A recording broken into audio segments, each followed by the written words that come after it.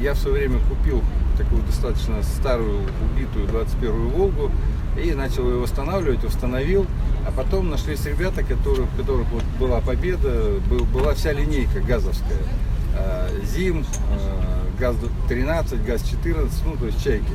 И вот мы сейчас объединились, 5 человек, то есть по сути у каждого такая машина, но мы в одном клубе, и когда вот нужно что-то, такие вот пробеги, это уже второй раз она участвует в пробегах, в прошлом году в Москве участвовал.